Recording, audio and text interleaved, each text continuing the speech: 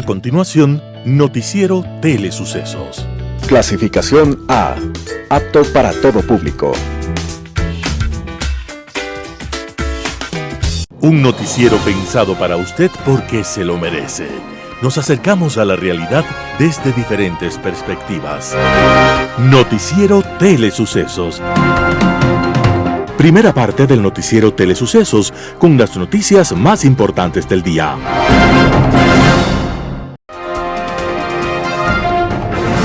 Un día como hoy.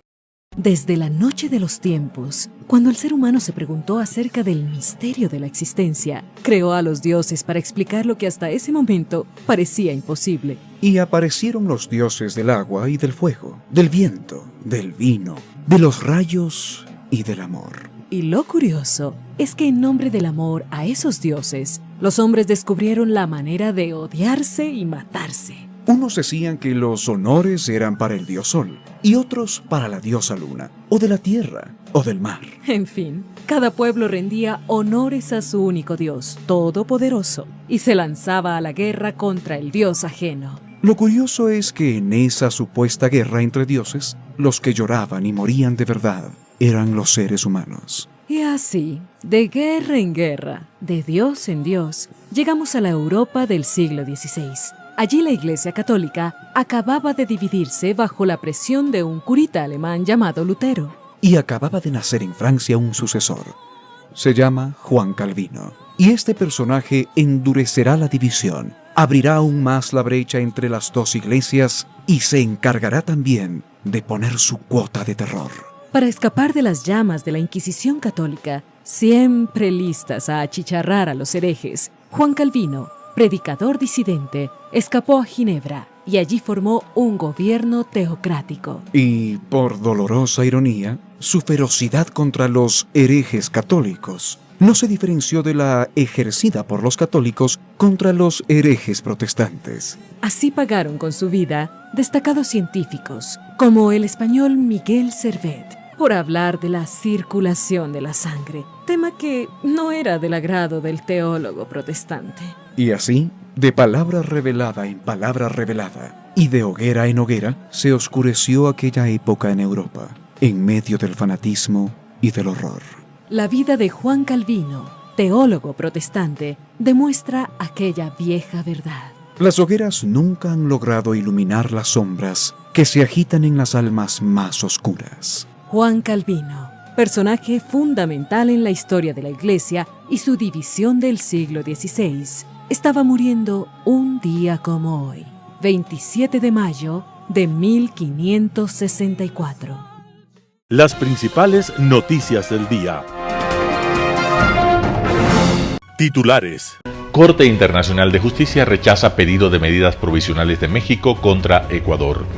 Presidente de la República vetó totalmente las reformas a ley de función judicial. En el segmento de opinión, Pavel Muñoz cumplió un año en la alcaldía de Quito. En política internacional, valiente pedido. Los editoriales serán de Simón Espinosa Cordero, Día de la Patria. Ramiro Ruiz, la corrupción en el sector eléctrico. El colectivo Hotel Quito es Quito, comunicado.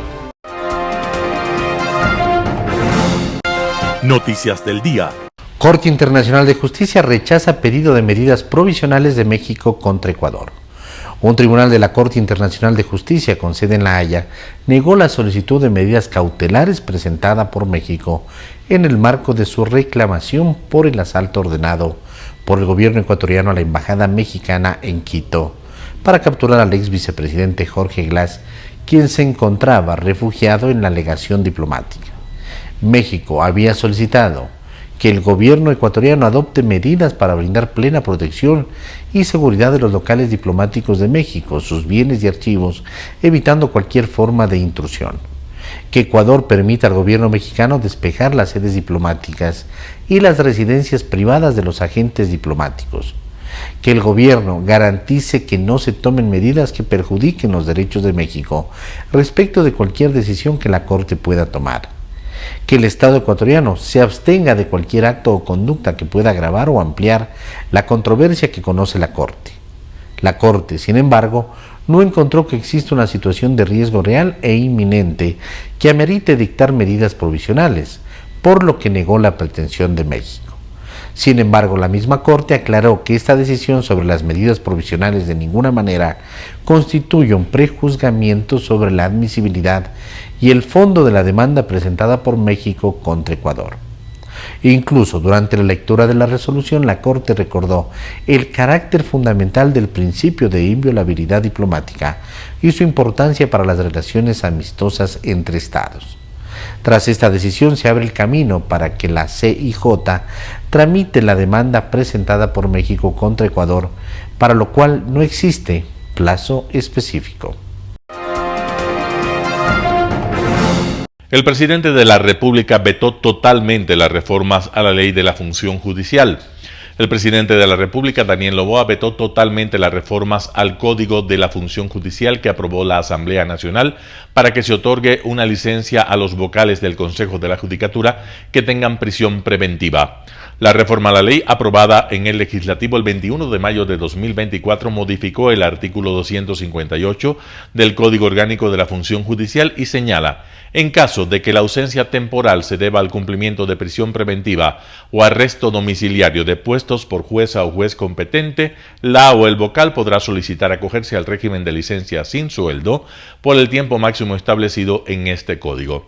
Según el régimen, el veto total responde a una forma diferente de hacer política. En el nuevo Ecuador se pretende construir un país con un sistema de justicia transparente y sin impunidad, dice el escrito, en el que se agrega que el gobierno no permitirá estas artimañas de los mismos de siempre, que quieren usar el sistema de justicia para beneficiar a quienes están del lado de la corrupción, la narcopolítica y la delincuencia. Debido al veto del Ejecutivo, las reformas quedarán congeladas durante un año, en el que la Asamblea no podrá volver a tratarlas, y después de ese plazo, los legisladores pueden volver a decidir el futuro de la normativa en un nuevo debate. Entrevista del día. En Radio Sucesos estuvo Mauricio Torres, el Contralor General del Estado, para hablar sobre las irregularidades y corrupción dentro de la Contraloría. Veamos la nota. Bueno, los 6 meses yo creo que son positivos. Hemos logrado, yo creo que algunas cosas. En la parte tecnológica logramos ya modernizar un poco la Contraloría. En la parte de corrupción hemos luchado casa adentro contra la corrupción, hemos encontrado muchas cosas que andaban mal, estamos ya enderezando. Yo creo que en poco tiempo ya estaremos con una nueva Contraloría, estamos refundándola y en poco tiempo ya verán los resultados de la nueva imagen inclusive de la Contraloría. El antecedente de esta semana es cubrir los retratos o las fotografías de 2 excontralores que han sido procesados por corrupción. ¿Qué significa esto? Aparte de dar una imagen de no quiero corrupción y quiero seguir adelante con una nueva cara y con una nueva Contraloría. Es a pedido de los servidores de la Contraloría, a través de su presidente, Pablo Sánchez, que me solicitan, hagamos algo, dice, porque yo creo que estos contralores nos hicieron avergonzar y hemos sufrido mucha vergüenza. Yo creo que es momento de darles una lección y que la gente entienda que no son todos los servidores, que por 2 excontralores y a lo mejor algún equipo que tuvieron por ahí pequeño y que algunos todavía siguen leales a ellos y están todavía dentro de la institución, no vamos a permitir que nos sigan tachando de corrupción. Por lo tanto se optó por ponerles una franja de vergüenza nacional y de que no son personas gratas para la comunidad. Y ese es el tema importante, porque hay gente que sigue adentro, porque ellos no hicieron las cosas que hicieron solos, tuvieron alguien que les ayude. ¿Qué pasa con esa gente que usted dice que sigue en la Contraloría? Si el Contralor y los subcontralores no tienen la potestad de hacer el informe y todo eso lo hacen otras personas. Entonces esto es un equipo lo que hicieron. La mayoría de los que trabajaron con ellos son 26 servidores, si no me equivoco, están siendo investigados en la Fiscalía. ¿Siguen siendo servidores? En la mayoría sí. ¿Y por qué no salen? Porque no tenemos la herramienta jurídica para echarlos. Son personal de nombramiento permanente y hasta que no se investigue y nos demuestren que existió corrupción no puede sacarlos. Lo que sí, hemos abierto algunos expedientes administrativos y también los he separado del edificio matriz. O sea, esa gente solo saldrá de la Contraloría presa. Si no, con los respectivos sumarios administrativos estamos realizando aparte también. Ajá. Hay algunos expedientes administrativos abiertos que nunca se han abierto, Desde que nosotros tenemos 38 expedientes que se abrieron, estamos en este momento con 5, que habrá que, si es que se llegan a sumarios, después destituirlos, pero no podemos destituirlos así nomás, porque después nos vienen con problemas legales. Pero sí están fuera de las áreas sensibles, están en otras unidades, no tienen nada que ver con las partes donde estuvieron trabajando. Bueno, en este proceso de darle a la Contraloría una nueva imagen, de refundarla como usted apunta, señor Contralor, ¿qué es lo que se ha encontrado en estas auditorías internas, en estas investigaciones, de las cosas más graves que nos pueda contar? ¿Y cuánto tiempo le tomará a usted limpiar toda esa corrupción interna que existe al momento? Sí, yo cuando llegué sabía lo que me metía, pero no pensé que era tanto. Yo calculaba unos 3 meses. Vamos 6 y todavía no descansamos. Yo no puedo decir que estamos al 100%.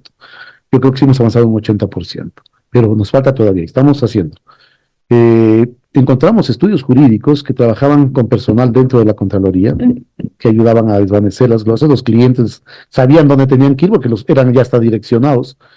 Encontramos muchas auditorías mal hechas para beneficiar a ciertas personas. Esas están ya con auditoría interna. Encontramos procesos yo creo que son 3,000, pueden haber más, expedientes ya caducados que se guardaron y no los notificaron, y son millones de dólares que pierde el país. Estamos ya con auditoría interna a la Dirección de Responsabilidades, a la Dirección de Revisiones, a la Dirección también de Predeterminación. Encontramos casos donde nos denunciaban que les llamaban a cobrar para eliminar las glosas. Hemos tenido que acudir a donde estaba la dirección que tenía las denuncias. Yo me he entrevistado con cada uno de los servidores. Todavía no hemos detectado quién fue la persona, pero salió de ahí porque ellos tenían información de un examen que iba a salir caducado. Y llamaron, antes de que salga caducado, llamaron a cobrarles para sacarlos del examen cuando ese examen no tenía ninguna validez inclusive. Cosas así que encontramos. Todos estamos poniendo en orden. Es difícil, porque lamentablemente las personas que denuncian no nos dan, por ejemplo, los números de teléfono nos salieron, solo nos avisan, pero enseguida actuamos, estamos creando una unidad de transparencia y de asuntos internos exclusivamente para estos casos. Sigamos con el tema. Declaraciones patrimoniales que no tienen, digamos, sustento alguno, que tienen sospecha de haber sido mal conseguidas, por decirlo así. Sí, cuando llegamos, encontramos en la unidad de auditoría interna. ¿Qué es esta unidad de auditoría interna? La unidad de auditoría interna es una unidad que hace exámenes a los servidores de la Contraloría, a las diferentes unidades de la Contraloría, y habían habido algunos pedidos de exámenes para ciertos servidores de la misma Contraloría, inclusive. Al hacer el contraste es determinar del año 2019, suponiendo el 2023, con esta declaración y la de acá, cuánto aumentó de patrimonio. Y habían casos de aumentos de 300,000, 500,000 y hasta $1 millón. Con gente que tenía un sueldo de ¿cuánto? De 1,600, máximo $2,000. Había una servidora que trabajaba en responsabilidades que aumentó con un sueldo de 1,600, aumentó su patrimonio en $400,000. Y se guardaron esos pedidos.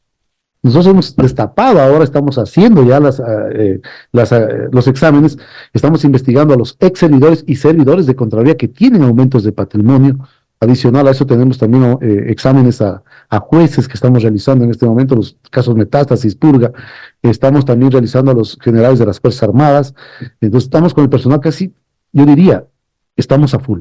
No tenemos ya personal para seguir haciendo auditorías, pero es el esfuerzo de los servidores, los verdaderos servidores, los que quieren sacar a la Contraloría adelante, lo que nos permite seguir funcionando.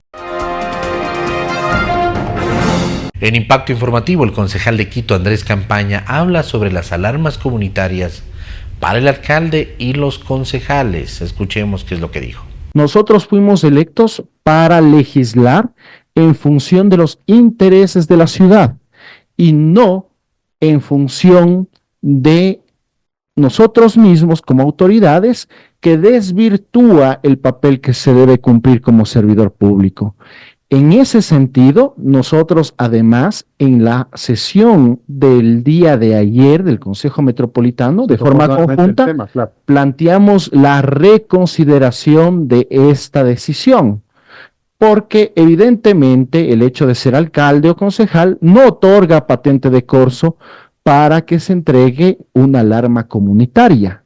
Más aún, mi querido Edgar, cuando, por ejemplo, desde mi despacho, yo he trasladado 14 pedidos de alarmas comunitarias de distintos barrios de nuestra ciudad. Entre esos barrios como La Bota o Vista Hermosa, en donde se han registrado asesinatos.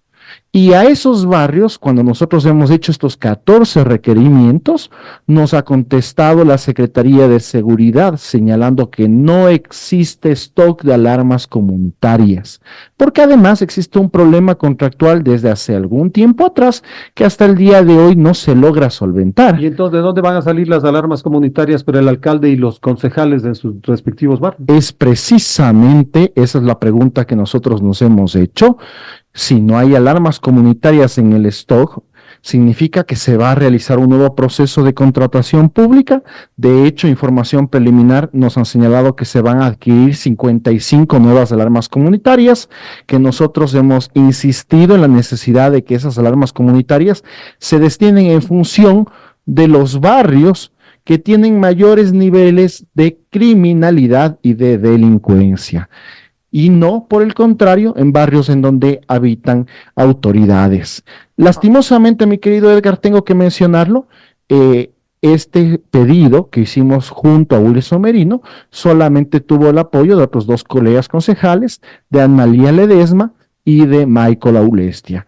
13 abstenciones y 5 personas ausentes. Pues amenazan a las autoridades, amenazan al alcalde, que se ha visto lo que ha sucedido con el alcalde de Portoviejo, a quien quisieron matar hace algunos días. Bueno, la inseguridad es para todos, lamentablemente en el país. ¿Hasta qué punto el mensaje que está enviando el Consejo Capitalino es de que aquí hay ciudadanos de primera y la mayoría de segunda? Evidentemente es un mensaje equivocado aquel, por eso nosotros hemos protestado con este tipo de resolución. Yo no quiero tampoco, Edgar, desconocer el legítimo temor o miedo que pueden tener algunos colegas o el mismo alcalde. Cada uno sabrá responder por su situación personal y, como también dice el viejo y conocido refrán, quien nada debe, nada teme.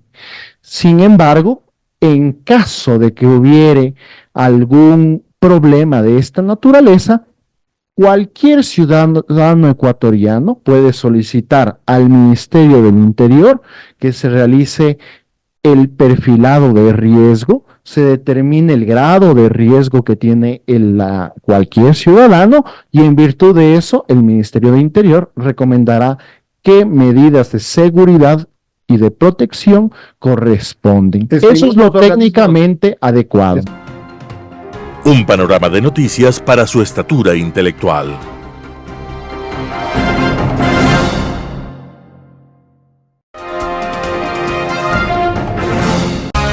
Poder Ciudadano, con el doctor Patricio Quijón. Pavel Muñoz cumplió un año en la alcaldía de Quito.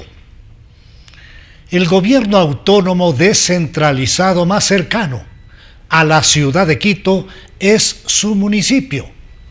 Pavel Muñoz cumplió un año en el ejercicio de gerenciar y gestionar el mantenimiento y desarrollo de la capital de los ecuatorianos como alcalde. A decir verdad, muy poco hemos visto de su administración seccional, quedando crecientes dudas, preocupación y malestar en los quiteños, al conocer que el sistema del metro no cuenta con los contratos de mantenimiento integral que la multimillonaria obra demanda. Las alarmas las encendió el concejal metropolitano Andrés Campaña, quien llevó tan delicado tema a conocimiento del Consejo, en donde quedó al descubierto la negligencia cometida en el manejo de la obra de infraestructura urbana más costosa del Ecuador. Pavel Muñoz, ex asambleísta y funcionario del gobierno de la Revolución Ciudadana, llegó a la alcaldía de la capital de la República con el lema de Quito renace, superando con un 25.18% de adhesión popular al enjuiciado exalcalde Jorge Yunda, quien obtuvo el 22.20% de los sufragios. En época de campaña, con un discurso conciliador, Muñoz ofreció a los quiteños trabajar en favor de la seguridad, modernizar al municipio, trabajar por la movilidad sostenible, la regularización de los barrios informales, la obra pública, el fomento al turismo, todo lo cual apuntaba a la organización de una ciudad moderna, intercultural, ecológica, deportiva y entretenida. Suena muy bonito, ¿verdad?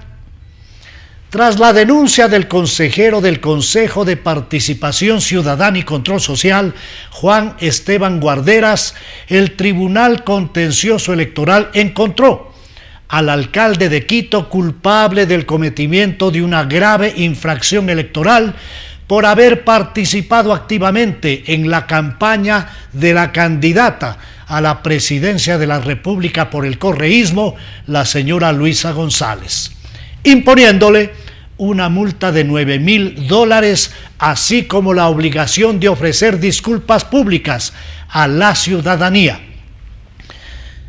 Me parece que la sentencia es injusta, pero la acato, emito las disculpas públicas a mis mandantes, sostuvo el alcalde sancionado. El aluvión, que volvió a costar una vida humana y cuantiosas pérdidas materiales en el sector de la Gasca, demostró nuevamente que las obras de limpieza y mantenimiento de quebradas no se cumplen con la eficiencia que la ciudad demanda y que la empresa metropolitana de aguas y saneamiento ambiental está muy lejos de ser una entidad pública eficiente. Más allá de que el propio alcalde compareció ante los medios de comunicación para señalar que la tragedia ocurrida en esa zona es de muchísimo menos impacto que las anteriores. La puesta en marcha de la obra más grande en materia de movilidad del país, el Metro de Quito, trajo a los quiteños y a todos quienes habitan la capital una verdadera satisfacción, acompañada de la esperanza de progreso social. No hay quiteño o ecuatoriano que no haya visitado, de quienes vivimos en Quito, con verdadero orgullo y emoción la mega obra, más cuando se ha confirmado que no se ha contratado el mantenimiento de trenes, así como de las líneas y de todo el sistema que exige un tratamiento integral. Los habitantes de Quito reaccionamos con verdadera indignación, mirando al alcalde Muñoz como el responsable directo de tan grave negligencia, más allá de haber tenido que observar con desagrado las declaraciones de Pavel Muñoz inculpando de la falta de los contratos referidos al ex alcalde Rodas, quien de manera inmediata frenteó la situación para señalar que la contratación del mantenimiento del sistema Metro era el único deber que tenía Pavel Muñoz y que su incumplimiento es de extrema gravedad, como en efecto así es. Otro foco de preocupante observación ciudadana constituyó la Agencia Metropolitana de Tránsito, donde se encontraron contratos con falencias, además de una multiplicación de denuncias por corrupción de agentes de tránsito, lo que determinó la salida de un director que había sido nombrado por el propio alcalde Muñoz, así como la reorganización de esa entidad. En cuanto al mejoramiento de los sistemas de seguridad de la ciudad, Pavel Muñoz ofreció destinar el 100% de la tasa de seguridad, que asciende a $8 millones, para ese efecto. Más, en la práctica, los entrabados procesos de contratación pública, más el manejo inadecuado de los mismos, ha hecho imposible su cumplimiento. Sin embargo, se informó que el municipio instalaría alarmas y sistemas de seguridad en las casas o barrios de los ediles y del propio alcalde. En su informe, el alcalde Muñoz sostuvo que la ejecución presupuestaria en su primer año de gestión estuvo dirigida al bienestar ciudadano, privilegiando inversiones de $169,000 en el mantenimiento de 200 quebradas, 6.8 millones en la intervención y mejoramiento del sistema El Inga, $500,000 a beneficiarios de la solución, 500,000 beneficiarios de la solución de sistemas de agua potable en Calderón, $15 millones para el fomento de las 33 parroquias rurales del cantón, repavimentación de 90 kilómetros en 160 vías, inversión de $749.000 en la rehabilitación de varios UPCs, $28 millones en equipamiento de la Policía Nacional, 873 becas entregadas a niños y niñas y adolescentes, 2 comedores populares en Conocoto y Calderón, son los logros reivindicados por la administración municipal de Pavel Muñoz. El alcalde del Distrito Metropolitano de Quito tiene todavía 3 años para enderezar una gestión con una administración responsable y eficiente. El centro histórico de Quito luce ciertamente abandonado, así como parques y parterres. Los logros sostenidos que sostiene precisamente el alcalde están muy distantes de sus propias promesas de campaña y de una tarea que apunte al desarrollo integral y sostenido de una maravillosa ciudad digna de mejor suerte. Y ahora, como postre, el alcalde de la ciudad lo que le entrega a Quito es una decisión de demoler la Tribuna de los Iris, que es un ícono de la participación democrática de los quiteños. Global Hoy con Alan Carney. Valiente pedido. Karim Khan, el fiscal de la Corte Penal Internacional, es sin lugar a duda un hombre valiente. Lo ha demostrado en varias actuaciones de trascendencia en su accionar como fiscal del organismo creado en julio de 1998 por el Estatuto de Roma. Su sede se fijó en La Haya y su competencia es el conocimiento y juzgamiento de personas presuntamente involucradas en crímenes de guerra, de lesa humanidad o de genocidio. Khan es un experto en este campo de amplia trayectoria, con significativos aportes desde lo académico a materias de su especialidad. Enfrentarse a los potenciales autores de estos crímenes de ninguna manera es tarea fácil al tratarse de gentes con poder y con seguidores, a lo que se une la carencia de escrúpulos que se requiere para cometerlos. El Estatuto de Roma es un acuerdo que se ha alcanzado para impulsar el cumplimiento de las normas que califican como crímenes externos los antes señalados, definidos claramente en el Estatuto. 123 países se han adherido al Estatuto, lo que implica la obligación de que las resoluciones que adopte la Corte Penal Internacional respecto de medidas precautorias como la detención de las personas que la Corte ordene para su juzgamiento ante ésta, deben cumplirse en caso de ingreso de un reo al país miembro. Como la CPI carece de una policía propia, debe confiar que la del país actúe y lo detenga hasta que la CPI lo pueda trasladar a su sede para juzgar. Quienes no se han adherido son las principales potencias, Rusia, China, Estados Unidos y algunas otras menores como Turquía, Israel y varias de las ex repúblicas soviéticas del Asia Central, además de Ucrania. Pese a esto, la Corte Penal Internacional ha actuado incluso en contra de personas originarias de países no signatarios del Estatuto, pues sus competencias abarcan el concepto del crimen atroz que trasciende el tradicional límite de la soberanía nacional. Estos crímenes, por su naturaleza, también se consideran imprescriptibles, al punto que la Corte Penal actuó en contra de personas a cargo del genocidio camboyano durante el tiempo que el Khmer Rouge ejerció su malévolo poder en el país hasta 1978, matando a 2 millones de personas, sea de manera inmediata o por hambre en los terribles campos de la muerte. Pese a que la Corte recién aparece a partir de 1998, juzga y condena a funcionarios del régimen comunista camboyano por crímenes de lesa humanidad cometidos entre los años de 1974 y 1978 para evitar que queden en la impunidad.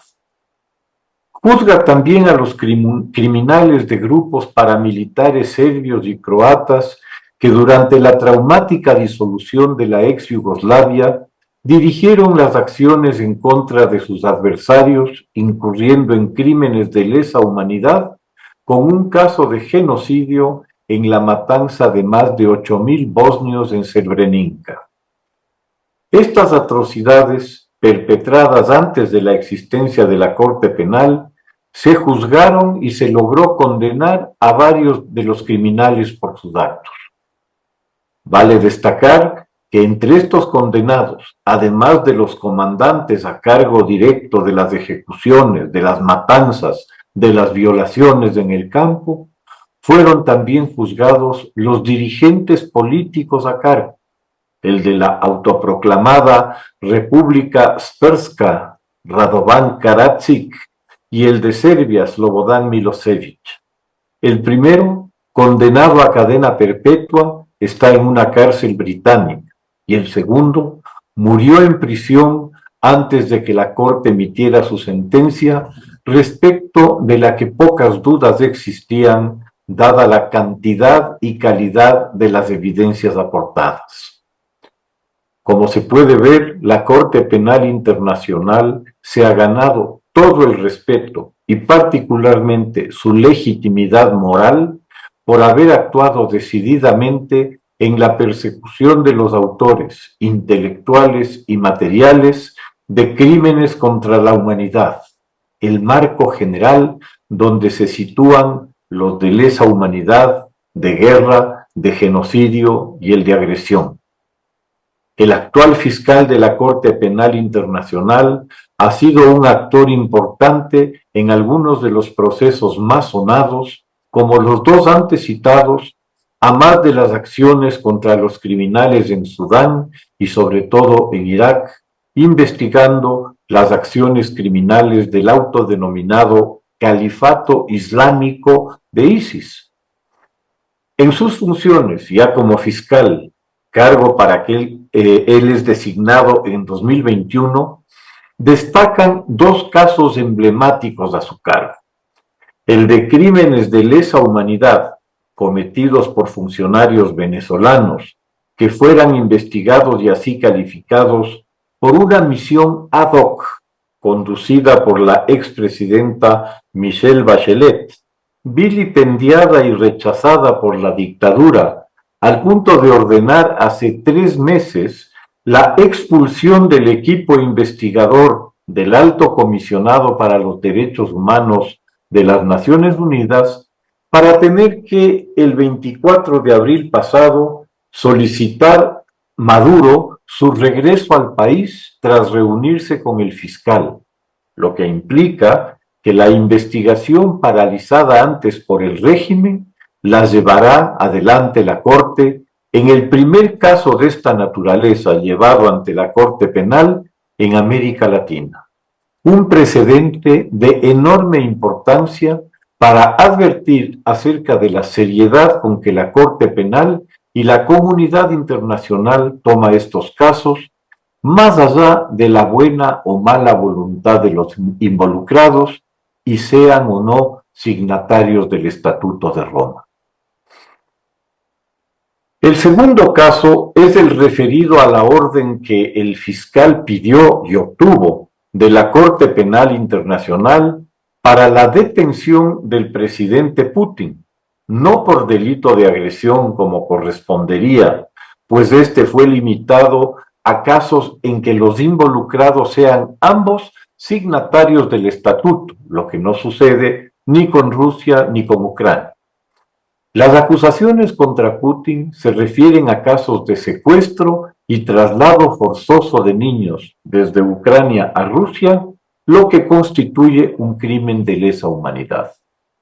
Putin ha evitado, a raíz de la orden de captura, visitar países que sean signatarios del Estatuto de Roma, que estarían obligados a acatar la orden de captura.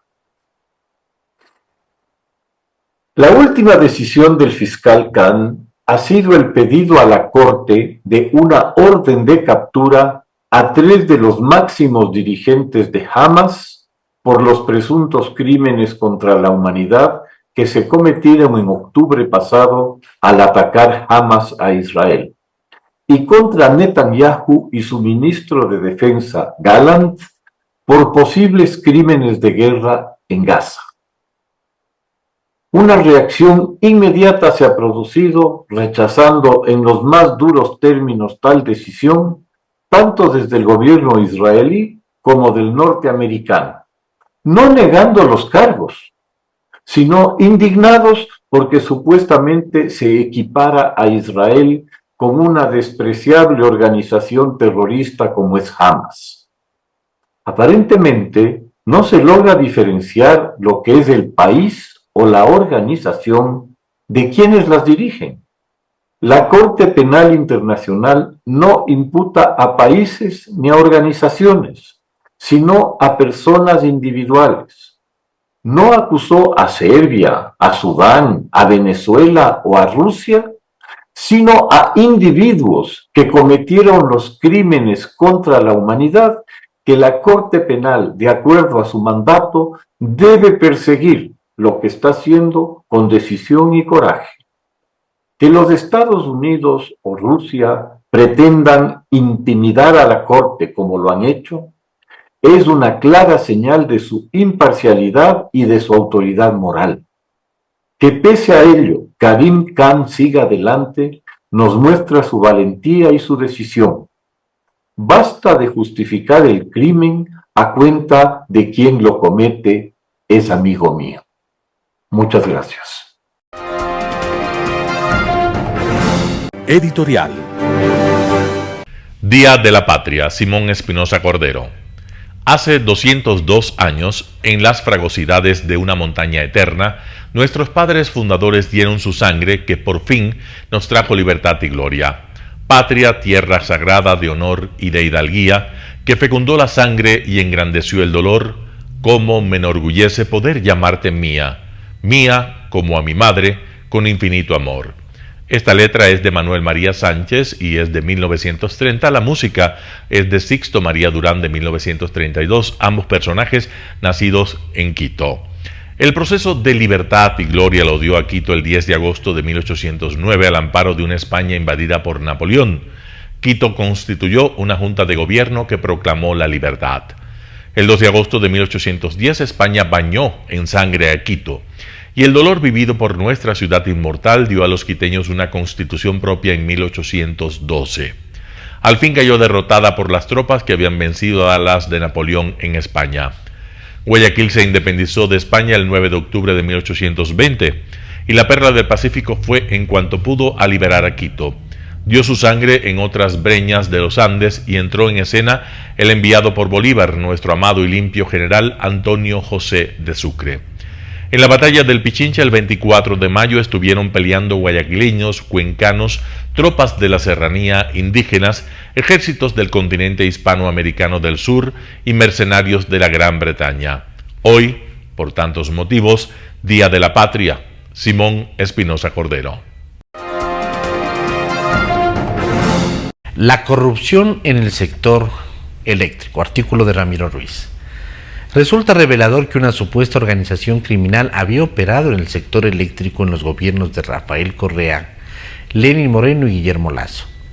La Fiscalía General del Estado hizo los primeros 8 allanamientos por la trama de corrupción en el sector eléctrico el 20 de enero del 2023. Bautizó el caso como Encuentro. En esos días la administración de Guillermo Lasso utilizó la frase "el gobierno del encuentro". Se descubrió sospechas a funcionarios de Lasso como Hernán Luque, expresidente de la empresa coordinadora de empresas públicas SEMCO, y a personas cercanos al presidente como su cuñado Danilo Carrera. Se investigó una serie de filtraciones y publicaciones de audios del medio digital Aposta, hoy investigado en el caso Metástasis. Uno de los primeros audios sirvió para la acusación a Leonardo Cortázar, empresario y político guayaquileño. Cortázar mantuvo un perfil bajo. Sin embargo, ya había tenido lazos con varias organizaciones políticas unidas a la familia Bucaram y al expresidente Moreno. En el 2021, a pocos días del cambio de gobierno, Cortázar se alineó a la propuesta correísta. Con su movimiento ADN apoyó al binomio de Andrés Arauz y Carlos Rabascal. Después de la victoria electoral de Lasso, Cortázar mantuvo una influencia en el sector eléctrico. Según los audios filtrados, ingresó al sector gracias a César Monge, mano derecha de Lasso, aunque falleció en los primeros meses de su gobierno. Arauz dijo que ADN era una organización de profesionales guayaquileños que apoyaron su candidatura, pero no aportaron a la campaña. Además, calificó a Cortázar como un desconocido. Esa no fue la única conexión con el correísmo. En otro audio filtrado, Cortázar ubicó a Ronnie Aliaga, ex legislador correísta, como su operador.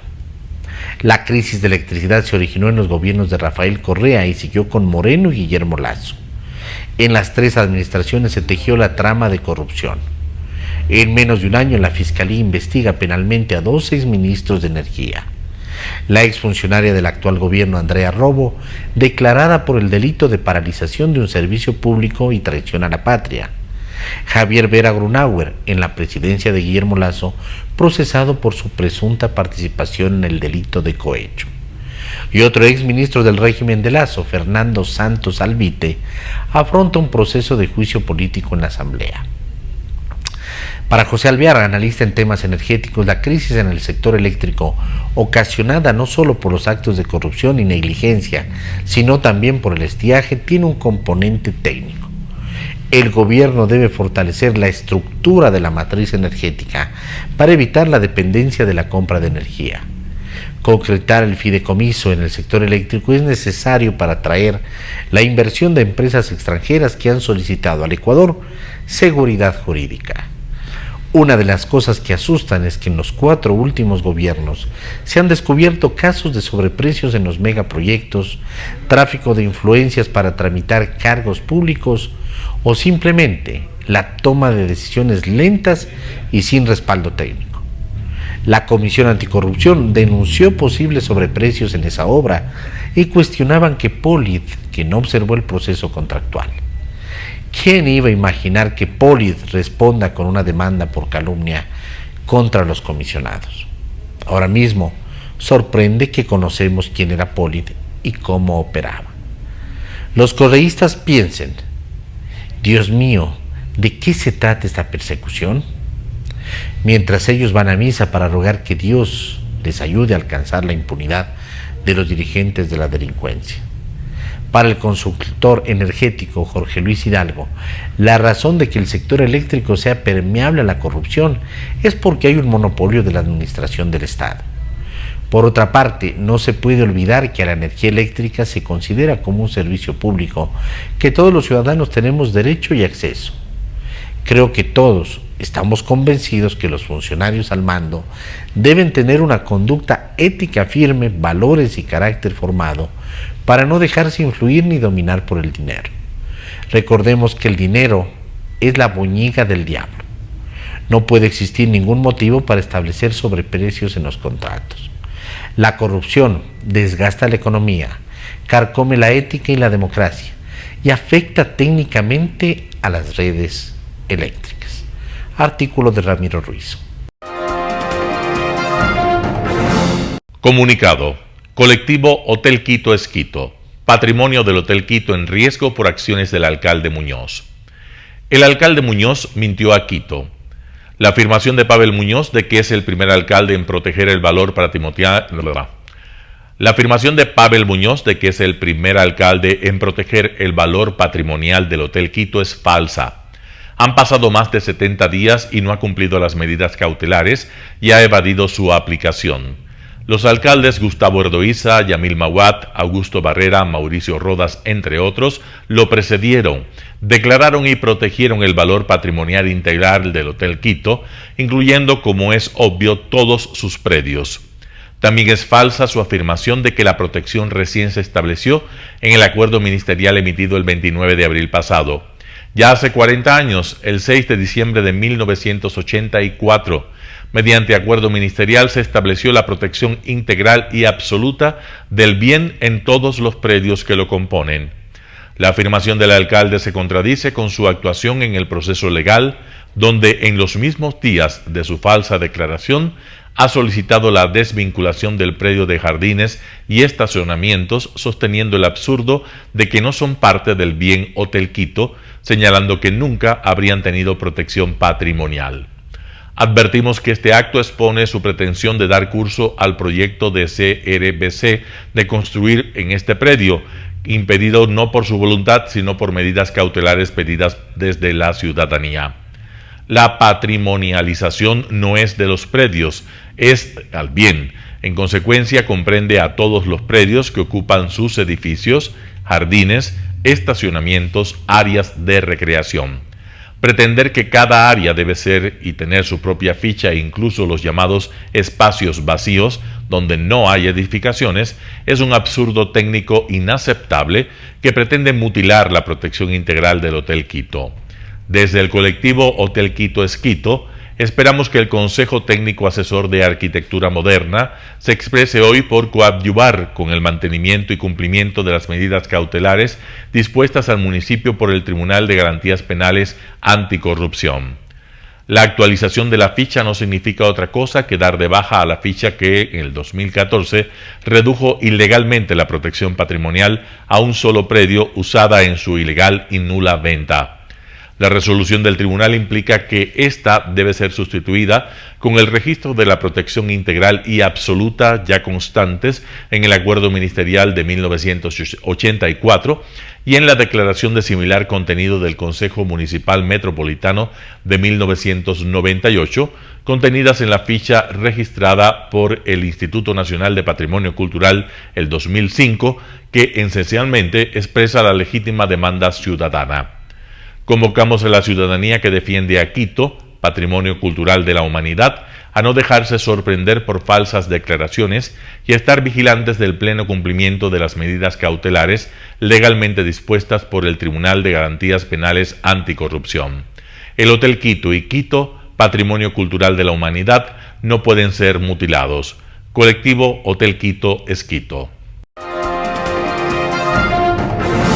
Noticias internacionales.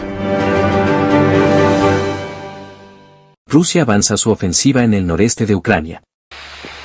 Rusia avanza su ofensiva en el noreste de Ucrania. Ha habido 2 muertos y varios heridos tras el bombardeo de la aldea de Rig, de la comunidad de Pokrovska, en la región de Donetsk. Como consecuencia del impacto, 3 personas quedaron sepultadas bajo los escombros, entre ellas un niño de 10 años y sus padres. 12 personas resultaron heridas tras un ataque aéreo en Kharkov este miércoles, cuando fuerzas rusas lanzaron 2 drones contra la segunda mayor ciudad de Ucrania. Otra carga explotó en el norte de Kharkov, hirió a 11 personas y dañó bloques de viviendas y una cafetería junto a un lavadero de coches. El presidente de Ucrania, Volodymyr Zelensky, aseguró que la cumbre de paz que se celebrará en Suiza en junio es una oportunidad para devolver la protección total a todas las naciones según el Tratado Fundacional de Naciones Unidas. Fuerzas rusas lanzaron también un ataque con misiles contra Chuhuyiv, a 40 kilómetros de Kharkov. El ataque de la mañana destruyó una guardería, dañó 15 edificios de gran altura e hirió a 8 personas.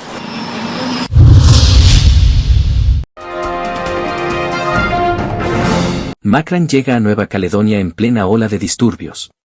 Macron reclama el cumplimiento de la ley en Nueva Caledonia. Durante una visita en Umea, el presidente francés Emmanuel Macron anunció el envío de más tropas para intentar acabar con los disturbios tras más de una semana de violencia que ha dejado al menos 6 muertos. París ha desplegado alrededor de 3.000 gendarmes, policías y otras fuerzas de seguridad desde que empezaron las protestas por la reforma del censo electoral. Ces forces resteront aussi longtemps que nécessaire, même durant les Jeux olympiques et paralympiques. Macron afirmó también que el estado de emergencia impuesto en Nueva Caledonia podría eliminarse siempre que se levanten los bloqueos de carreteras. Los disturbios fueron provocados por un proyecto de ley que daría derecho a votar a miles de residentes de origen francés. La oposición independentista teme que los canacos queden aún más marginados. En un referéndum de 2018, el primero de 3, los neocaledonios votaron a favor de seguir siendo parte de Francia por un estrecho margen. Francia asegura que evaluará los daños para proporcionar ayuda financiera.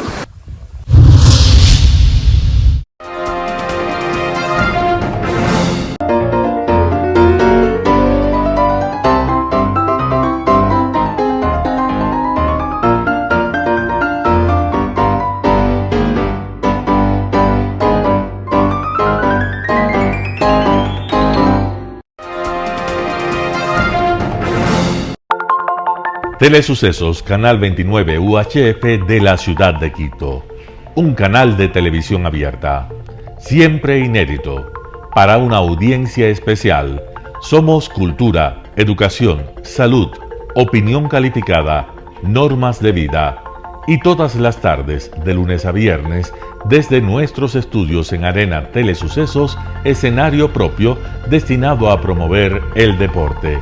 En tiempo real, usted y su familia, en su televisor, desde la comodidad de su hogar, disfrutarán de los partidos, eventos, campeonatos que realizamos diariamente de ecuavóley, básquet, box, lucha libre, cachascán, gimnasia, artes marciales, tenis de mesa, fútbol sala, transmisiones en vivo de los principales partidos de fútbol barrial y colegial. En fin, somos un canal inédito. Inéditos en el deporte, transmisiones de acción y conocimiento en el deporte, espacio diario conducido por el arquitecto David López todas las tardes, de lunes a viernes, de 4 a 5 de la tarde. Siempre inéditos y distintos, siempre jóvenes, personajes jóvenes de generaciones nuevas.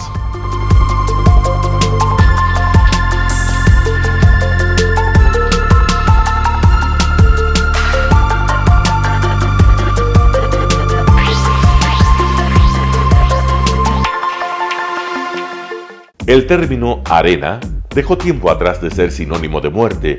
Hoy es un espacio de vida, de desarrollo de una de las actividades básicas del comportamiento humano, el deporte, que quizá, como ninguna, moviliza sentimientos y emociones, elimina como principio la violencia, intereses personales, trampas, desunión e intrigas.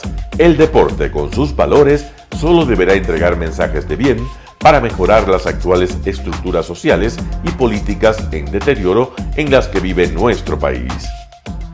Telesucesos, desde nuestro estudio principal y en el de Arena Telesucesos, es el único medio de televisión que transmite de lunes a viernes 4 horas diarias de diversos eventos y novedades deportivas: el ecuavóley, básquet, tenis de mesa, halterofilia, taekwondo, esgrima, box, cachascán, gimnasia olímpica. Pueden ser observados en Canal 29 UHF y en todas las redes sociales en su televisión, sin ningún costo, desde la comodidad de su hogar, en nuestro canal y en las redes sociales.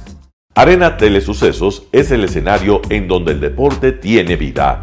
Nuestros invitados y jugadores están en la cancha junto a usted y como nunca antes en la pantalla de su televisor, acercándole a un espectáculo inolvidable de luz, color y fiesta.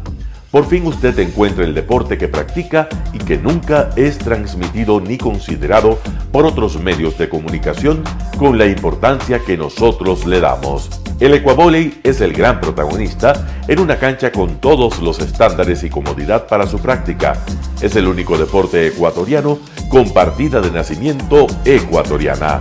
Somos inéditos, nos acercamos al deporte popular de nuestra gente que comparte nuestros esfuerzos.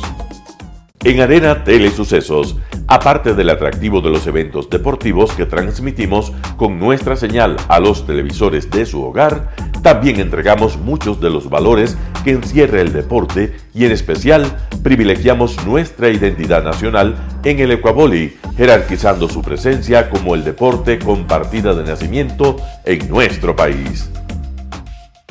Telesucesos, el canal de televisión siempre inédito. El noticiero Telesucesos es retransmitido de lunes a viernes a las 7 horas por Radio Planeta Sur 106.1 FM de la ciudad de Loja. Noticiero Telesucesos.